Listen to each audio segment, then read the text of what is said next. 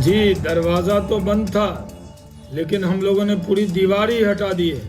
न जंगला है न दरवाज़ा है। जब बर्लिन की दीवार टूट सकती है तो जदयू और बीजेपी के बीच में जो दीवार बनी थी वो पूरी तरह ध्वस्त कर दी गई है।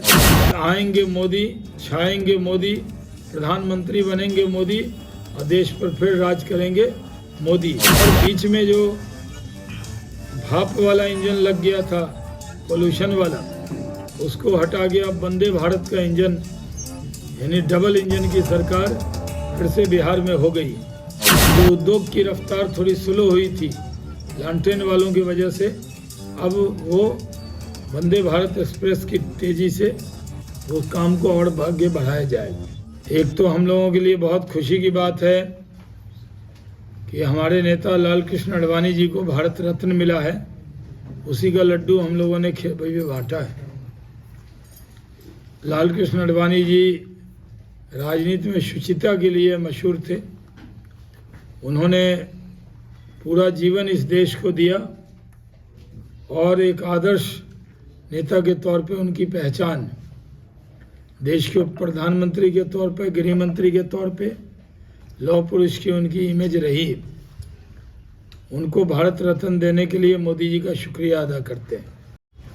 जनता ने नीतीश कुमार जी के नेतृत्व में बीजेपी को, एनडीए को बहुमत दिया था, लेकिन बीच में राष्ट्रीय जनता दल घुसपैठ कर गया था। अब वो बाहर हो गया है और जनता की चुनी हुई सरकार वापस आ गई। जनता ने तो इसी गठबंधन को बहुमत दिया था, सेवा करने का अधिकार इसी गठबंधन को दिया था। नीतीश कुमार जी की तरफ से प्रस्ताव आया और हम लोगों ने सहर्ष उसको स्वीकार किया। अब एनडीए पूरी तरह एकजुट है। नीतीश कुमार जी के नेतृत्व में सम्राट चौधरी जी और विजय सिन्हा जी के साथ हम लोग 40 की 40 लोकसभा सीट जीतेंगे। सबसे बड़ी बात ये हुई है कि नीतीश कुमार जी के एनडीए में आने के बाद एनडीए अलायंस पूरी तरह ध्वस्त हो गया है, कि उसके नींव में नीतीश कुमार थे। अगर नींव हट गई तो ध्वस्त होना है, इसलिए ममता जी पहले उसको छोड़कर चली गई। अब एनडीए अलायंस नाम का कोई चीज़ धरती पे नहीं है।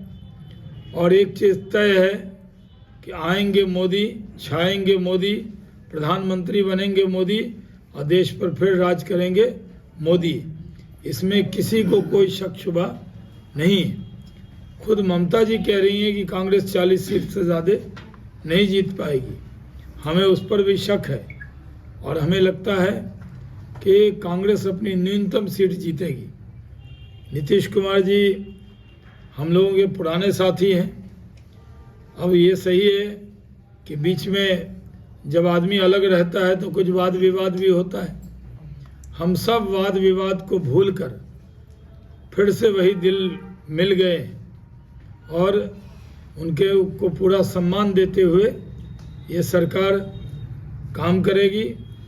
और बीच में जो भाप वाला इंजन लग गया था, पोल्यूशन वाला, उसको हटा के अब वंदे भारत का इंजन यानी डबल इंजन की सरकार फिर से बिहार में हो गई।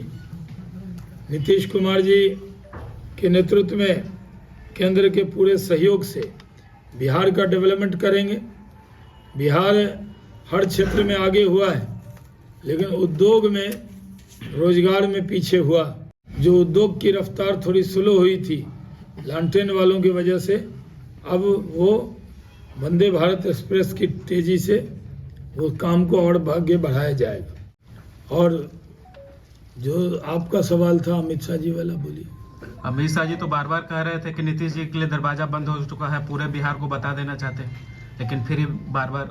जी, दरवाज़ा तो बंद था, लेकिन हम लोगों ने पूरी दीवार ही हटा दी है।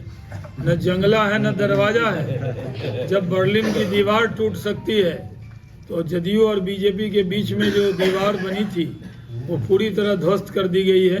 न दरवाज़ा है न जंगला है। तो क्या लगता है 2025 तक ये सरकार मजबूती से चल पाएगी? एकदम मजबूती से रहेगी। कोई कितना नज़र लगा ले, सरकार चलेगी। मांझी जी अभी से खटपट के मतलब आ रहा है खबर।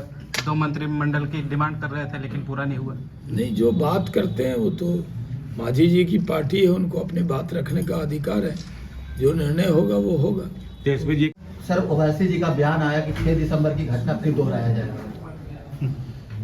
कुल हिंद मजलिस इत्तेहादुल मुस्लिमीन के सदर असदुद्दीन ओवैसी होश हवास में बात करें, वो हैदराबाद के गलियों के नेता हैं।